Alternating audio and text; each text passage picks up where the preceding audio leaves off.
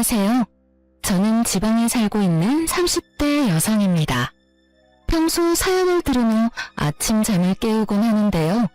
오늘은 제 사연을 들려드리며 구독자님들의 잠을 깨워드릴까 싶어 용기를 내 제 이혼 사연을 보내봅니다. 남편과 전 휴대전화를 판매하는 매장에서 처음 만났어요.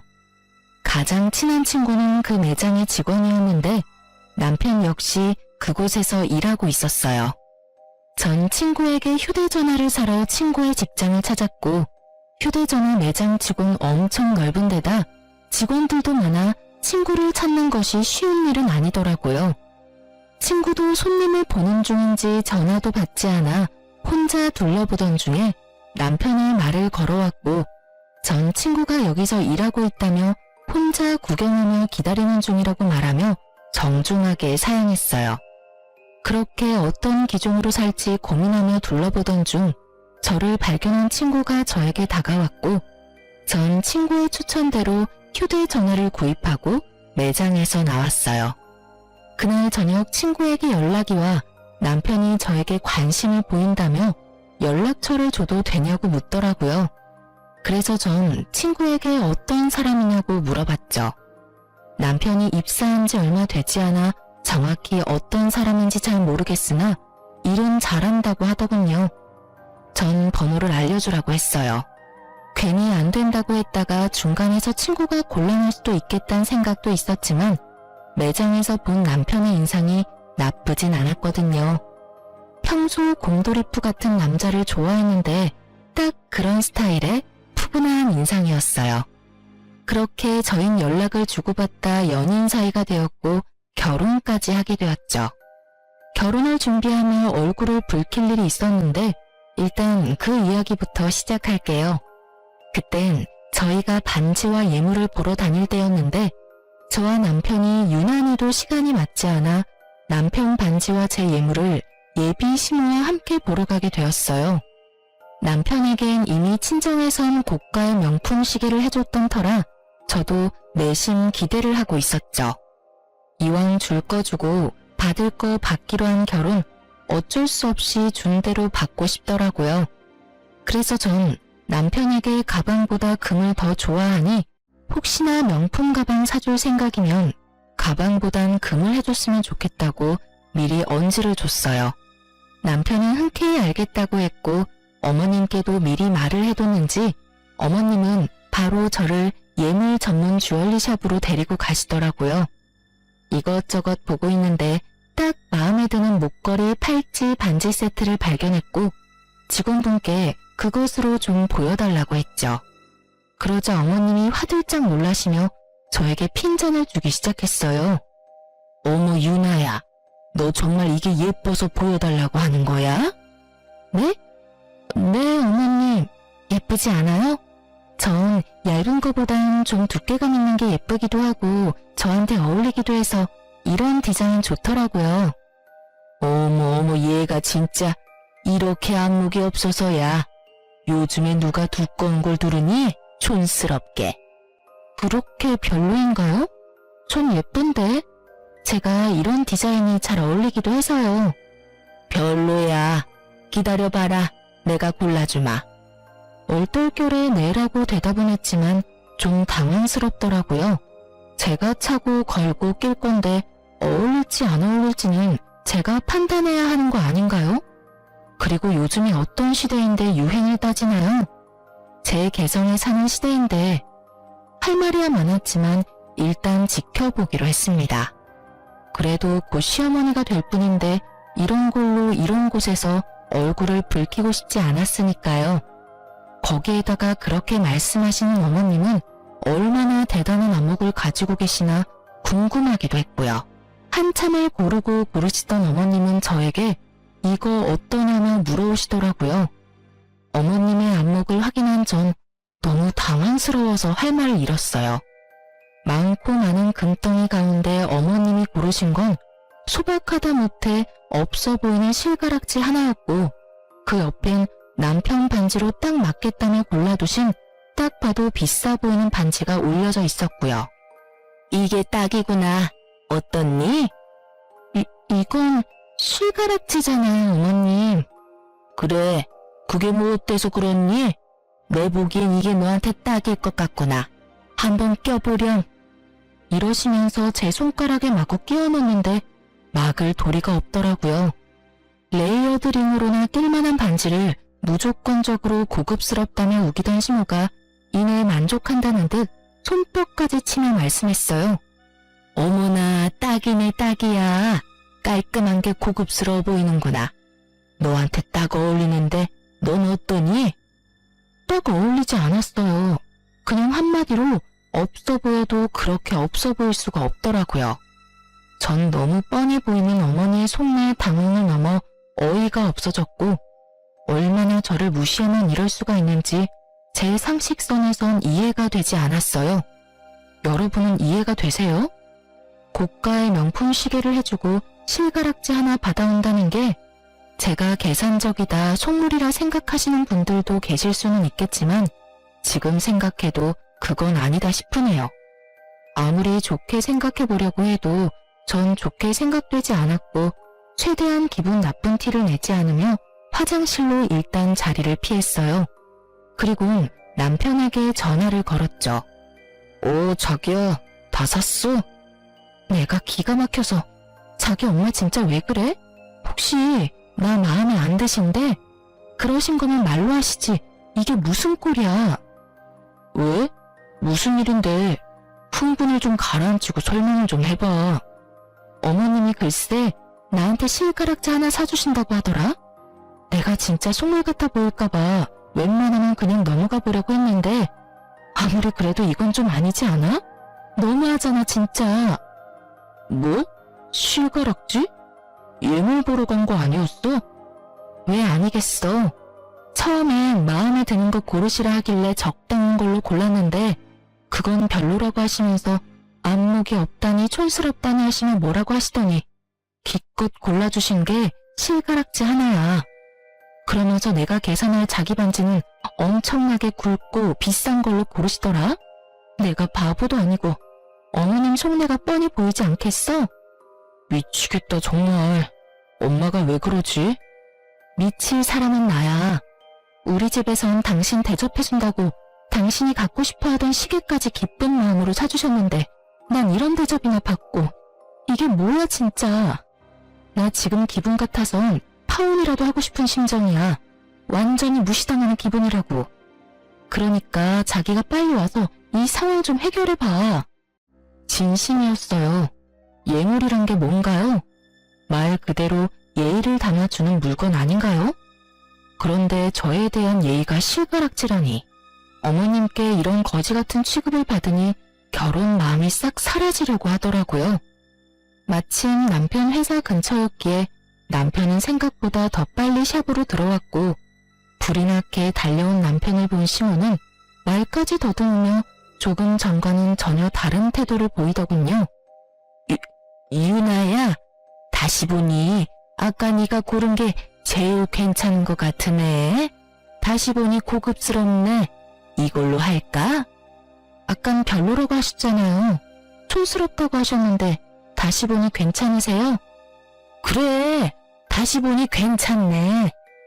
어느새 저와 어머님 근처까지 걸어온 남편은 어머님이 애써 감추고 있던 실가락지를 발견했고 그 반지를 들어올리며 어머님께 따져 묻더라고요. 엄마, 이건 뭐야? 설마 이거 유나 사주려고 그랬어? 고작 이 반지를? 아니야. 내가 미쳤니? 절대 아니야. 지금 이 세트로 사자고 말 끊는 상황이었어, 아들. 필사적으로 부인하던 어머님은 재빠르게 계산을 해버리시더라고요. 뒤에 안 사실이지만 어머님은 예물을 산다는 명목으로 남편에게 꽤 큰 돈을 받았더라고요. 그러면서 실가락지 하나만 사주시라고 했으니 남편의 등장에 태세가 바뀌신 건 어찌 보면 당연한 것이었죠. 남편은 어머님을 쏘아보며 저의 눈치를 살피고 있었고 어머님은 눈을 흘기는 남편의 코앞으로 자신이 고른 남편의 반지를 내밀었어요. 아들 반지는 이걸로 골랐어. 한번 껴봐. 엄마, 이렇게 굵은 건 불편해. 그리고 결혼 반지인데 유나 반지랑 똑같은 디자인으로 해야지. 그냥 유나 반지랑 같은 걸로 할게. 남편의 말에 어머님은 눈앞에서 돈이라도 뺏긴 듯한 표정을 지으며 남편을 설득하려 애썼지만 남편은 단호했어요. 결국 어머님의 뜻대로 된 건 하나도 없는 쇼핑은 끝이 났고 저는 기분이 나쁘기도 했지만 꽤 만족스러운 결과였어요. 앞으로의 시댁 생활이 걱정되지 않는 것은 아니었지만 저의 연락 한 통에 달려와 상황을 정리하는 모습을 보며 충분히 잘 헤쳐나갈 수 있다고 생각했어요. 그런 제 생각은 크나큰 오산이었더라고요. 어머님은 생각보다 더 대단한 사람이었고 남편이란 방패막이도 한계가 있었죠. 시댁과 친정은 우연히도 한 동네였을 뿐 아니라 꽤 가까운 거리였는데 그 가운데 신혼집이 있었어요. 벌써 한숨과 탄식이 나오시죠? 저라고 왜 안 그랬겠어요? 전 좀 더 먼 곳에서 살고 싶다고 강하게 어필했지만 어머님이 이것만은 양보 못한다며 노발대발 난리를 피우는 바람에 제가 양보하게 되었어요. 친정도 가까우니 그것의 위안으로 삼기로 한 것이었죠. 그렇게 저흰 봐두었던 아파트 대신 주택에 전세로 들어가게 되었고 어머니는 틈만 나면 저를 불러대더라고요. 전 광고 쪽에 프리랜서로 일하고 있던 터라 집에서 일하는 경우가 대부분이었기에 꼼짝없이 불려다닐 수밖에 없었어요.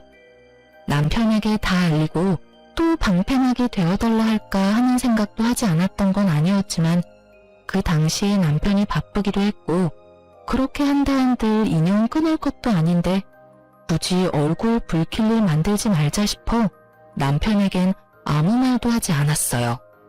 그렇게 전 시댁에 불려다녔고 모든 것이 짜증났지만 제일 짜증이 나는 것은 저의 차림에 대한 어머님의 간섭이었어요. 하루는 휴대전화를 보여주며 말하시더라고요. 유나야, 이것 좀 보렴. 이게 뭐예요? 옷이네요. 이게 왜요, 어머님? 어머님이 보여주신 것은 청담동 재벌집 며느리들이나 입을 법하고 비싸지만 엄청 불편한 투피스였어요. 왜 있잖아요.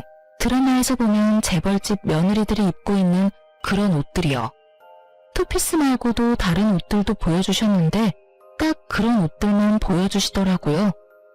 혹시나 전 어머님이 사주신다고 하면 불편한 옷은 손이 잘 안 간다며 감사하지만 괜찮다고 해야겠다고 생각했고 어머님은 저의 예상과는 전혀 다른 말씀을 하시더라고요. 앞으로는 우리 집에 올 땐 이렇게 차려입고 오려무나. 암만 그래도 내가 동네에서 위신과 체면이 있는 사람인데 네가 그런 꼴로 동네를 나돌아다니면 되겠니? 제 꼴이 어때서? 몰라서 묻니? 매번 편한 차림으로 오지 않니? 네 꼴을 보면 동네 사람들이 뭐라고 하겠어. 내가 너 때문에 나 부끄러워서 동네에 얼굴을 들고 다닐 수 없는 지경이야. 요즘은 너랑 마주칠까봐 집에 손님도 못 부르고 있어. 그러니까 앞으로는 이런 옷들만 사고 차림에 신경을 좀 쓰도록 해라. 알겠니? 굳이 그렇게까지 해야 할까요?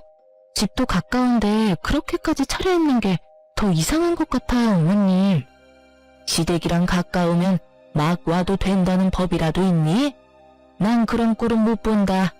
네가 내 며느리가 된 이상 이것만큼은 내 뜻에 따르거라. 난 다른 건 몰라도 남의 입방아에 오르내리는 건 못 참아. 알겠어? 전 아무런 대답을 하지 않았어요. 아까부터 계속 편하다, 막 온다고 하시는데 저 그렇게 편한 차림으로 시댁에 오지 않았어요. 청바지에 니트 차림, 면바지에 가디건 이런 식으로 나름 챙겨 입고 왔었어요. 아니 그리고 걸어서 2분 걸리는 시댁에 가겠다고 그렇게까지 차려입어야 하나요? 심지어 남편은 친정에 갈 때 집에서 입고 있던 편안한 차림으로 가는데 왜 저만 그런 불편한 차림으로 시댁에 와야 하는지 이해도 납득도 되지 않더라고요. 그리고 웃긴 건 그렇게 말씀하시는 어머님 차림은 어떤지 아시나요? 목이 다 늘어난 티셔츠에 몸빼바지같이 축 늘어지는 바지만 늘 입고 있거든요. 저에게 간섭하실 시간에 본인 차림이나 신경 쓰시지 하는 생각이 들더군요. 전 당연히 그런 옷은 사지 않았고 살 생각도 없었어요. 그래도 어머님 말씀은 완전히 무시하긴 좀 그래서 나름 불편하지 않은 선에서 과하지 않게 신경 써서 입고는 가드렸어요. 그런 저의 모습에 어머님은 역정까지 내시며 뭐라고 하시더라고요. 예, 너는 내 말을 어떻게 들은 거야? 내가 분명 옷차림에 신경을 쓰라고 했지? 너 지금 나 무시하니? 너는 말해라. 난 내 마음대로 하련다. 이거니 지금? 에이, 어머님, 무슨 말씀을 그렇게 하세요. 제가 설마 그렇게 어머님을 무시하겠어요? 그런 거 전혀 아니고요. 어머님이 말씀하신 고급스러운 옷으로 알아봤는데 글쎄 100만 원 가까이 하는 것도 있고 제일 저렴한 게 100만 원 조금 안 되더라고요. 너무 비싸서 못 샀어요. 저도 정말 사고 싶었는데 그래서 드리는 말씀인데 어머님이 좀 사주시면 안 될까요? 선물 주신다고 생각하시고 사주시면 제가 감사한 마음으로 입고 올게요. 이왕 사주시는 김에 한 두세 벌 사주시면 번갈아 가면서 입고 올 수 있을 것 같아요. 어머님의 어이없는 요구에 전 뻔뻔하게 대응했고 그런 저의 대응에 어머님은 할 말이 없으신지 말을 돌리시더라고요. 어머님은 당연히 사주실 리가 없었고 전 그날 이후 평소 차림대로 다닐 수가 있었어요. 시댁에 자주 물려가긴 했지만 그것도 적응이 되니 할만하더라고요. 사연에 등장하는 다른 시어머니들과는 다르게 어머님은 몸을 쓰는 일 대신 저와 수다를 떨었고 그 시간이 곤욕스러울 때도 있었지만 대부분은 뭐 참을만 했어요. 그렇게 짚고 시댁을 오가는 생활에 적응이 될 때쯤 김장철이 다가왔어요. 남편에게 들은 바론 김장을 크게 하지 않는다고 들었는데 어머님은 무슨 작정을 하셨는지 배추 100포기를 주문하셨다고 하시더라고요. 전화로 그 이야기를 어머님께 전해 듣는데 당황스럽기까지 하더군요. 그러면서 하시는 말씀이 정말 가관이었습니다. 그런데 너 김장은 할 줄 알지? 그 정도는 배워서 시집 온 거지? 아니요. 친정에서 하는 건 본 적 있는데 직접 해본 적은 없어요. 어머님, 아무래도 100포기는 너무 많은 것 같은데 좀 줄이는 건 어떠세요? 100포기가 많긴 뭐가 많니? 그것도 한 끼 두 끼 먹다 보면 금세 돈나. 어휴, 올해는 며느리도 있어서 좀 편하게 하겠다 싶었는데 넌 도대체가 김장도 안 배우고 뭐 했니? 요즘 시집가면서 김장까지 배우고 가는 여자가 몇이나 되나요? 또 시작이구나 싶은 마음이 들더군요. 그러게요. 남편이 자기 집은 김장 크게 안 한다고 해서 굳이 배울 필요가 있을까 싶었는데 100포기나 하신다고 하니 제가 뭐 드릴 말씀이 없네요. 작년까진 그랬지. 하지만 이제 너도 시집 왔고 이 정도는 당연히 해야 하지 않겠어? 너도 먹고 우리 아들도 먹어야 할 거 아니야. 아, 네. 제가 김장날 가서 열심히 배우면서 도와드릴게요. 배우면서 돕는다고 도움이나 되겠니? 어쩔 수 없지 뭐. 네 친정엄마라도 와서 도우라고 해. 네가 못하니 사돈이라도 와서 도와야지 어쩌겠어? 딸이 못하니까 엄마라도 와야지. 저희 엄마요? 아, 같이 하시고 나누시게요? 어차피 엄마도 김장하시니까 한번 여쭤볼게요. 아마 좋다고 하실 것 같긴 하네요. 예, 그게 무슨 소리니? 나눠주긴 뭘 나눠줘? 그냥 와서 너 대신 일만 하라는 뜻이다. 이때까지 내가 한 말 뭐로 들었니? 100포기 가지고 누구 코에 붙인다고 그걸 나눠줘?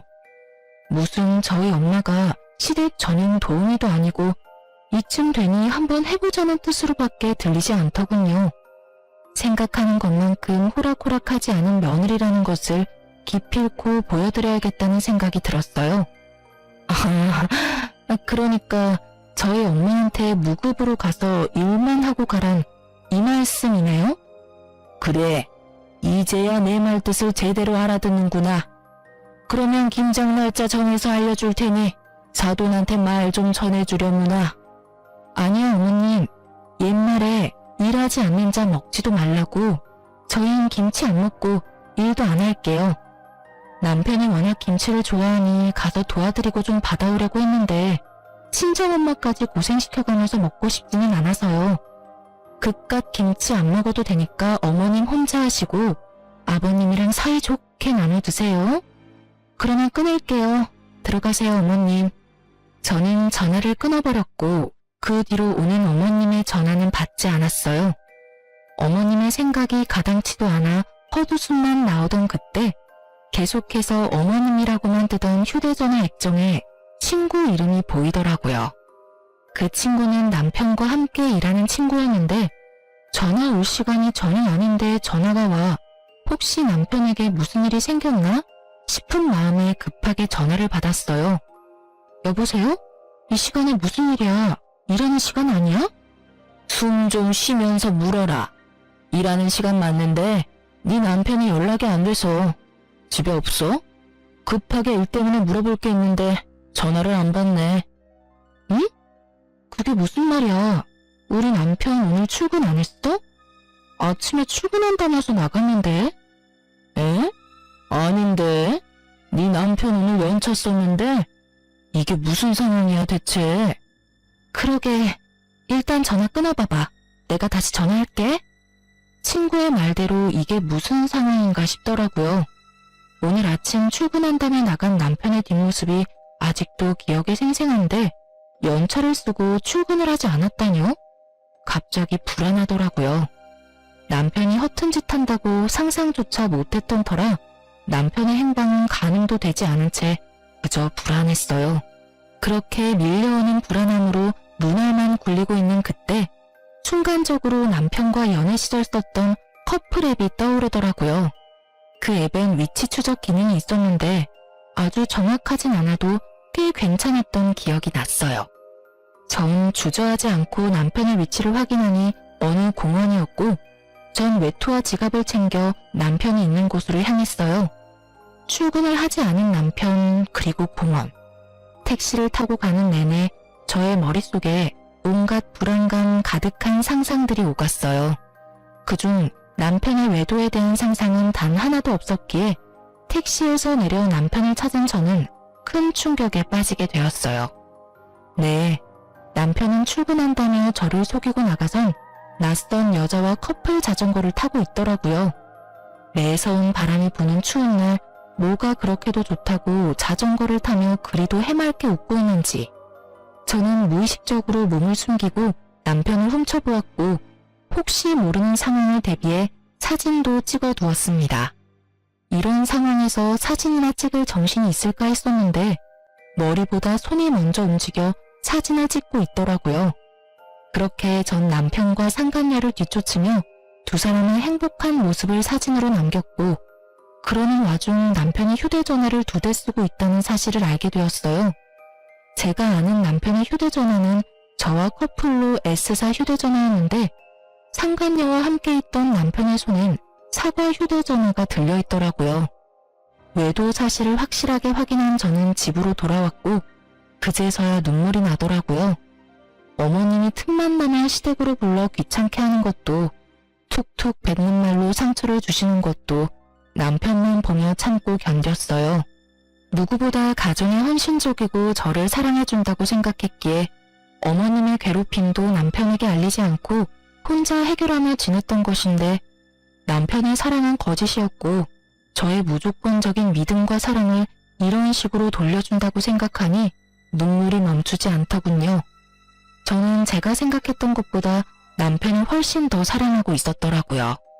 그런 제 마음은 그 많은 눈물과 함께 흘렀고 마음의 진정이 찾아올 때쯤 저의 머릿속엔 딱 2글자만이 남았더군요. 복수. 이제 저에게 남은 건 복수뿐이었고 어떻게 하면 이 상처받은 마음을 달랠 수 있을까 생각했어요. 일단 아무렇지 않은 척을 하며 더 많은 사실을 알아내기로 결정했어요. 상간녀의 신상부터 해서 두 연놈이 언제 처음 만났고 어디까지 진전이 된 사이인지 다 알아야만 했으니까요. 저녁이 되자 평소와 다름이 없는 모습의 남편이 돌아왔고 전 역시 평소와 똑같은 모습으로 대하며 남편이 잠들기만을 기다렸죠. 12시가 넘어갈 무렵 남편은 잠이 들었고 전 남편의 차로 향했어요. 남편이 씻는 사이 가방과 옷가지를 뒤졌었는데 그곳엔 사과 휴대전화가 없었으니 남은 곳은 차뿐이었죠.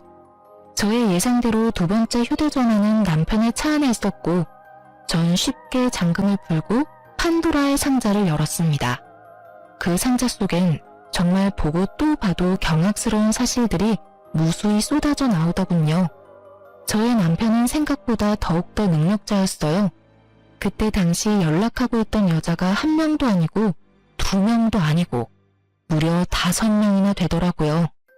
너무 황당하고 어이가 없으니 웃음이 터져 나오는데 속된 말로 미친년처럼 소리내서 웃었어요. 그러면서도 손을 부지런히 움직이며 눈은 열심히 상간녀들과의 대화를 읽어나갔죠. 처음 만난 시기, 애정의 정도와 그에 따른 진도는 각기 달랐지만 방법만큼은 소름이 끼치게 똑같더군요. 다들 지금 머릿속에 떠올리고 계신 그 방법이 맞아요. 남편은 직장에서 휴대전화를 판매하며 여자들을 꿰었고 그것은 저와의 첫 만남과 아주 많이 닮아 있었어요. 이보다 더 절망스러운 느낌은 없을 것만 같았는데 절벽에서 겨우 매달리고 있다가 떨어진 것처럼 절망스럽더라고요. 그 절망 가운데 한 가지 충격스러운 사실은 이 여자들은 모두 남편이 유부남인 걸 모른다는 사실이었어요. 결혼 정년기인데 집에선 결혼 이야기가 없냐는 둥 남편이 총각 행세를 했음을 증명하는 내용들이 있었으니까요. 모든 내용을 살펴본 저는 여자들이 알았든 몰랐든 외도는 외도이니 전화번호를 포함한 모든 것들을 제 휴대전화로 옮겼어요. 그리고 집으로 돌아와 생각을 정리했죠. 이렇게나 빨리 모든 증거를 잡을 수 있을 거란 생각도 못했는데 생각보다 빨리 그리고 월척을 낚아 심장이 빨리 뛰더라고요.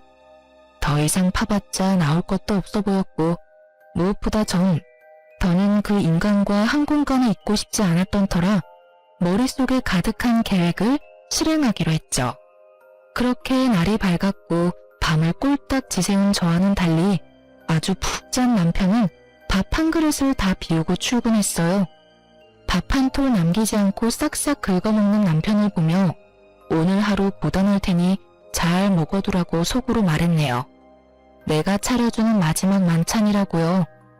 남편이 나가고 얼마 지나지 않아 친구에게서 전화가 걸려왔고 그때부터 친구의 생중계가 시작되었어요. 유나야, 네 말대로 여자들이 찾아왔어. 5명 다 찾아왔다고. 진짜 전부 유부남인 줄 몰랐나 봐. 매장 문 열기 전부터 와서 기다리고 있더라니까. 단단히 벼르고 왔나 봐. 표정들이 얼마나 살벌하던지 눈도 못 마주치겠더라니까. 네, 그렇습니다. 전 그 상간녀들에게 문자를 보내 당신들이 만나고 있는 남자는 유부남이라며 등본과 함께 결혼 사진을 보내주었어요. 그러면서 각자 복수는 알아서 하라고 했죠. 그렇게 하면 속은 걸 안 여자들이 어떻게든 행동을 취할 테고 그렇게 해서 상간녀와 피해자를 가리기로 한 것이었어요. 저의 연락을 받고도 아무 행동도 취하지 않는 여자가 있다면 그 여자는 상간녀로 간주하고 승소, 패소와 상관없이 상간녀 소송을 진행할 계획이었죠. 5명의 여자 중 1명 정도는 남편이 유부남인 걸 알고 있진 않을까 했는데 이러한 제 예상과는 달리 5명 다 정말 피해자였더라고요. 1~2명 정도는 저에게 연락이 올 줄 알았는데 5명 다 매장으로 찾아갔다니 참 대단한 여자들만 골라서 만났다 싶더라고요. 지금 난리 났어. 네 말대로 전부 여기서 휴대전화 산 사람들이었어. 유부남 주제에 만나달라고 그렇게 쫓아다녔냐면서 소리 지르고 울고 난리야.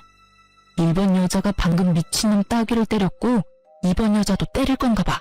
어머, 힘이 좋네. 줄 서서 기다리는 거 보니까 나머지도 다 때릴 건가 보다. 친구는 얼마나 중계를 잘해주는지 마치 제가 그 현장에 있는 듯한 기분이었어요. 돌아가면서 다 때렸고 이제 머리채 잡았어. 어머 유나야, 난리다 진짜. 여기 2 여자 똑같은 반지 끼고 있어. 대박. 프로포즈도 비슷하게 했나봐.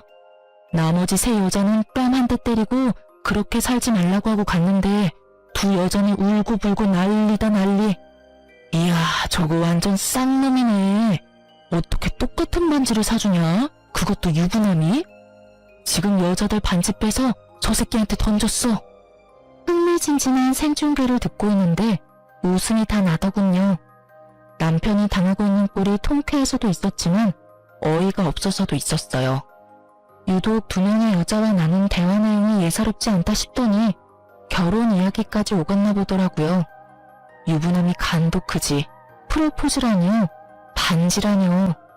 도대체 무슨 생각으로 그딴 짓까지 하고 돌아다닌 것인지 제 상식에선 도저히 알 수가 없었어요. 통화 너머로 들려오는 현장은 욕설과 울부짖음으로 가득했고 친구는 이제 거의 끝나간다며 나중에 다시 통화하자며 전화를 끊더라고요. 생중계가 끝난 뒤 또 다른 통쾌한 복수가 있을까 고민에 빠졌어요. 그렇게 이리저리 머리를 굴려보고 있는데 집 밖이 소란스럽더라고요. 언뜻 싸우는 소리 같았는데 들리는 목소리가 이상하게 귀에 익어 나가보니 글쎄 저희 집 앞에 어머님과 친정엄마가 마주보고 서 있더라고요. 우연히 마주친 것인지 아니면 어머님이 엄마를 부른 것인지 알 수는 없었으나 한 가지는 분명히 알겠더라고요. 어머님이 일방적으로 엄마에게 화를 내고 있다는 사실을요. 어머님은 매서운 눈빛으로 엄마를 쏘아보고 있었고 엄마는 고개를 숙이고 있더군요. 내가 며느리한테 네가 김장을 할 줄 모르니 네 엄마라도 불러서 일 도우라고 하니까 뭐라고 했는 줄 아세요? 글쎄 사돈딸이 친정엄마 고생시키기 싫다고 나 혼자 김장해서 아버님하고 나눠 먹으라고 말합디다. 그러곤 전화를 뚝 끊어버리는데 아니 이런 법도가 어디 있습니까? 말하는 싸가지는 둘째치고 어른이 전화를 끊지도 않았는데 자기 할 말만 하고 전화를 끊다니 내가 살다 그런 꼴은 또 처음 봤지 뭐예요. 사돈이 딸 교육 잘 시켜준 덕분에 제가 별꼴을 다 당해보네요. 감사합니다 사돈. 기분이 많이 상하셨나 보네요 사돈. 걔가 그럴 애가 아닌데 왜 그랬나 모르겠네요. 아마 요즘 안 좋은 일이 좀 있었나 보네요. 안 좋은 일이 있으면 어른한테 그런 식으로 굴어도 된다는 말입니까? 사돈이 이런 식으로 감싸고 도시니 유나가 그렇게 버릇이 없지 않습니까? 감쌀 게 따로 있지. 그렇게 버릇없이 굴면 친정엄마가 나서서 그 버르장머리를 고쳐주셔야죠. 압류. 제가 유나 불러다 한 소리 할 테니 그만 마음 푸세요. 한 소리 가지고 되겠어요? 아주 눈물나게 홍구멍을 내줘야 한다고요. 다시 생각해도 황당하네요 정말. 어찌 그렇게 자기 할 말만 하고 전화를 뚝 끊는지. 자기는 김치 따위 안 먹어도 된다고 하는 말이 아직 귓가에 울린다고요. 그놈의 김장이 뭔지 그놈의 딸이 뭔지. 딸 가진 것이 죄인이라고 잘못도 없는데 고개를 숙이고 있는 엄마를 보니 정말 눈이 확 돌아가더라고요. 전 계획적인 복수고 나발이고 그냥 다 터뜨리고 여기에서 끝내야겠다는 생각이 들었고 고개 숙인 엄마 앞을 막아서며 어머님께 말했어요. 어머님, 할 말 있으시면 저한테 하세요. 애꿎은 사람 잡지 마시고요. 그래?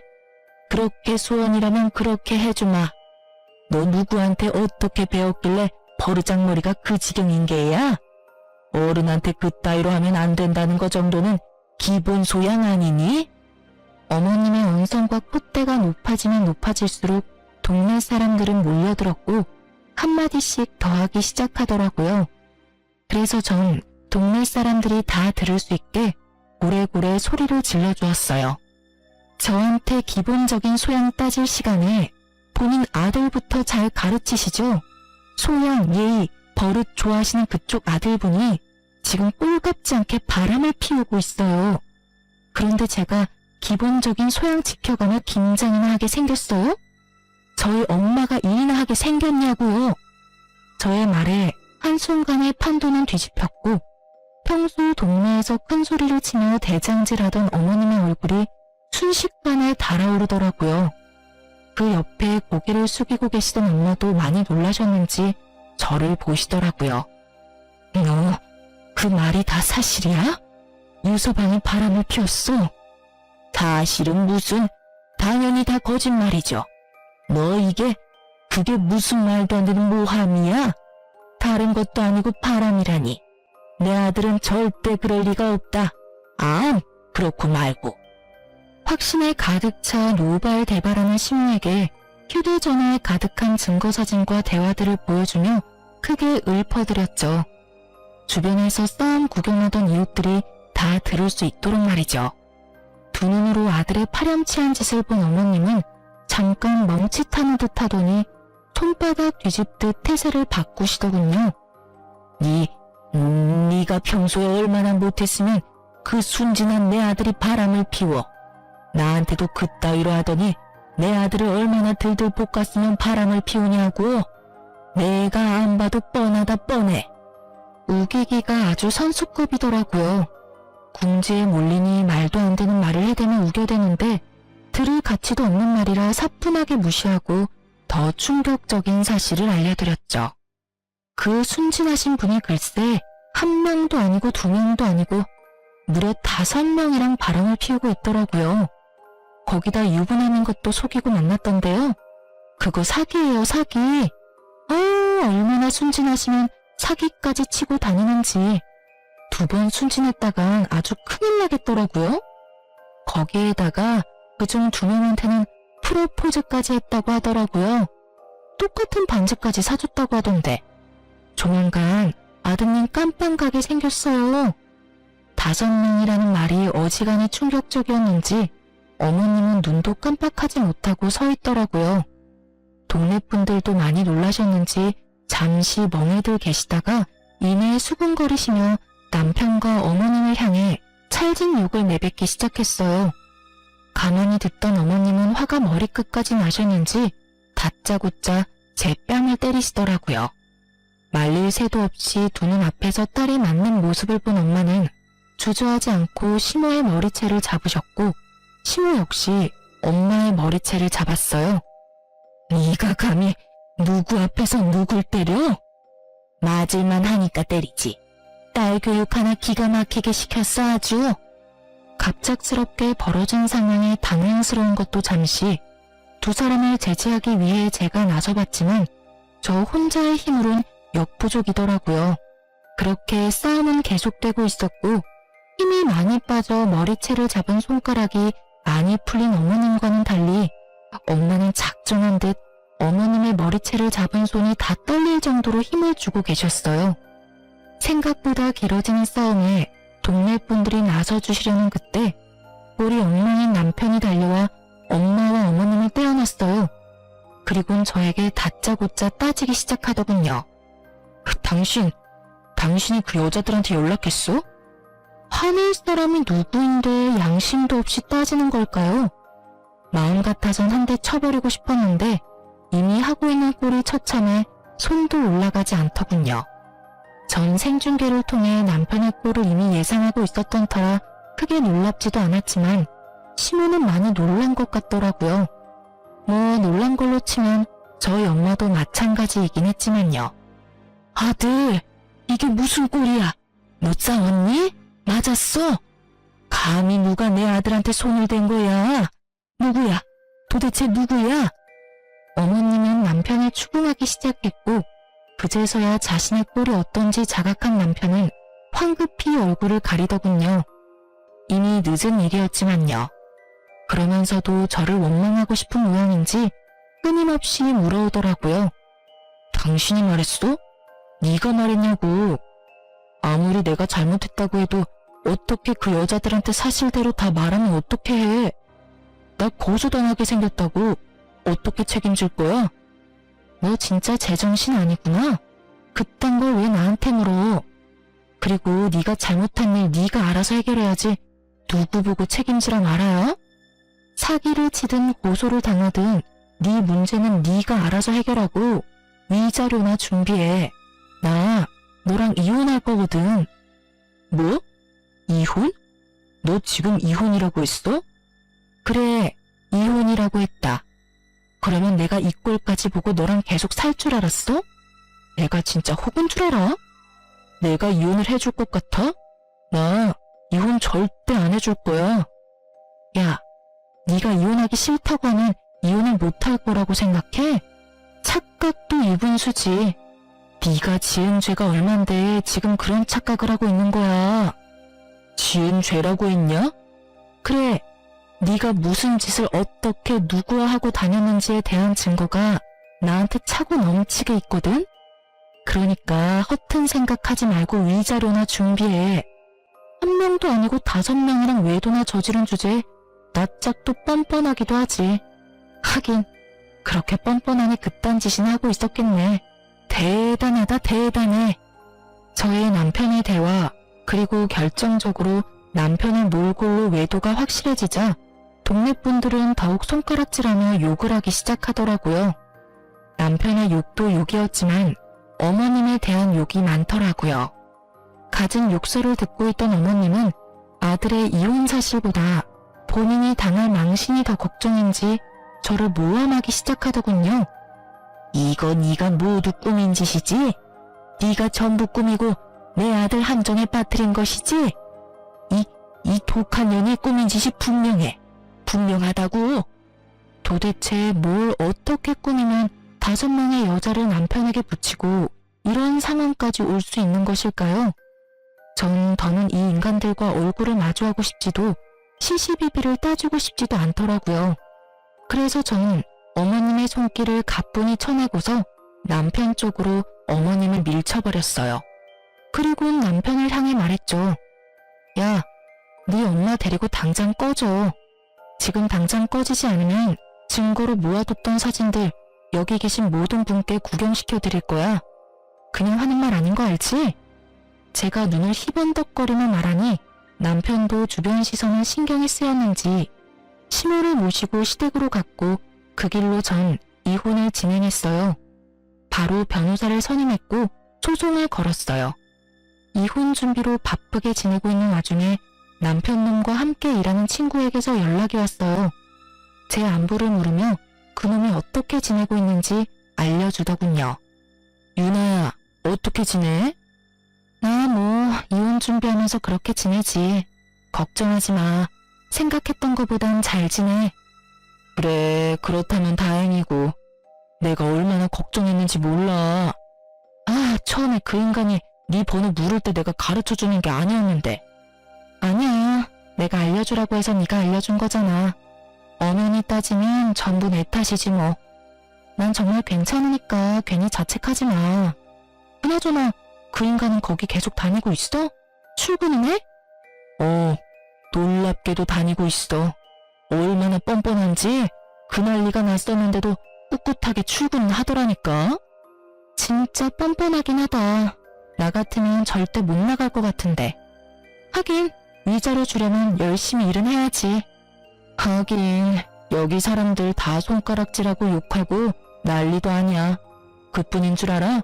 말 걸어도 다 무시하는데 그 모진 냉대에도 네 말대로 위자료 주려고 그러는지 얼굴에 철판 깔고 열심히도 출근하고 있어. 근데 그러면 뭐라니? 이혼 소송 말고 사기로도 소송 2건이나 진행 중인 것 같던데. 거기에 정신이 쏙 빠져서 일도 엉망진창으로 하고 매출도 못 내고 있어서 곧 잘릴 것 같아. 완전 오늘 내일 하고 있어. 그거 참 뿌린 대로 잘 거뒀다고 생각했어요. 다른 소송은 어떻게 마무리되었는지 잘 모르겠지만 전 위자료를 받고 이혼했습니다. 명백한 유책 배우자는 남편이었기에 결과에 큰 이변은 없었죠. 전 시댁은 동네에서 망신을 크게 당했기에 집을 싼값에 급하게 내놨지만 생각만큼 빨리 나가지 않더라고요. 덕분에 친정에 있던 저의 귀에도 그 망할 식구들의 소식이 들려오더라고요. 그렇게 전해 들은 소식에 의하면 이러했죠. 그 집구석에서 유일하게 제정신이었던 전 시부가 그래도 아들인지라 전 남편을 집으로 받아주긴 했지만 소송에 관한 그 어떤 금전적인 도움은 없을 거라고 못을 박았다고 하더군요. 저에게 위자료를 주고 남은 돈이 얼마 없다는 것을 뻔히 다 알고 있던 전 시부는 전 시부 몰래 돈을 해주려다 걸리게 되었고 그렇게 둘 다 집에서 쫓겨났다고 하더군요. 우연히 외출하고 돌아오는 길에 전시댁 앞에서 무릎 꿇고 앉아 빌고 있는 두 사람을 봤는데 참 통쾌하더군요. 여보, 한 번만 용서해줘요. 하나뿐인 아들 옥살이 시킬 수는 없어서 도와주려고 했던 거예요. 다신 그러지 않을 거고 그런 마음도 먹을 일 없어요. 이제 도와주려고 해도 당신이 다 뺏어가서 돈도 없잖아요. 그러니 이 문 좀 열어줘요. 아버지, 집에 손 벌리지 않을 테니 집에만 들어가게 해주세요. 저 진짜 갈 데 없다고요.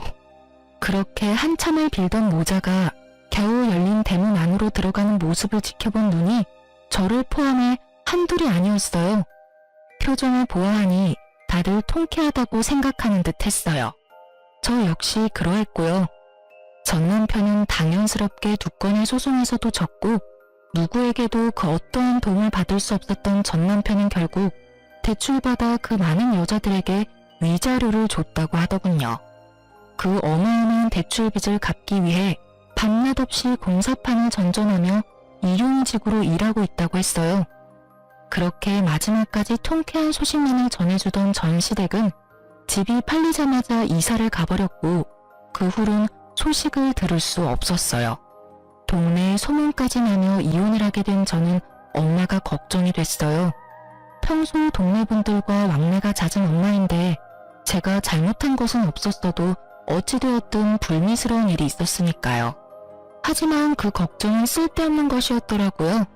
엄마 말로는 그간 순둥순둥한 엄마의 얼굴에 알게 모르게 무시하던 동네 분들이 계셨었는데 그날 엄마가 싸우는 모습을 보시곤 아주 친절하게 대해주신다고 하시더라고요. 그러면서 앞으로는 참지 않고 살 거라고 하시는데 한참을 웃었어요. 요즘 제 근황을 말씀드리자면 전 남편한테 받은 위자료로 작은 사무실을 차렸어요.